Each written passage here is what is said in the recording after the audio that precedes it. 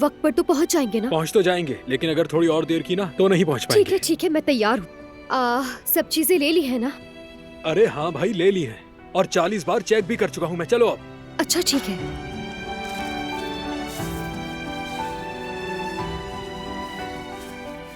चलो। तुम्हारी जैकेट मेरे पास है, ये पकड़ो तुम, मैं दरवाजा बंद कर दूं।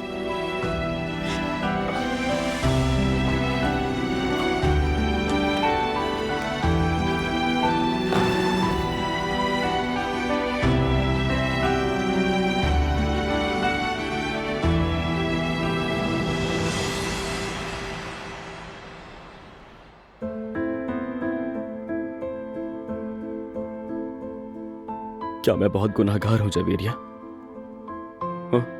जेवदत्त, मेरी जान, ऐसा मत कहो, अल्लाह नाराज होता है।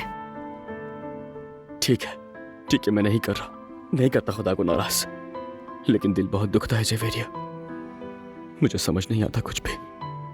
जेवदत्त, तुम इस बारे में कुछ ज्यादा ही सोच रहे हो। अभी ऐसा कुछ हुआ तो नहीं ना? दिलान अभी हमसे दुआ ही चाहती है, बस तुम दुआ करो। सही कहा, हमारे बस में दुआ है और कुछ भी नहीं।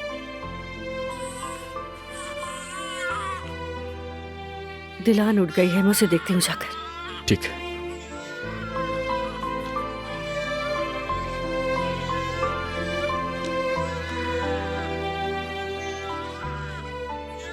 बस मेरी बेटी, बस।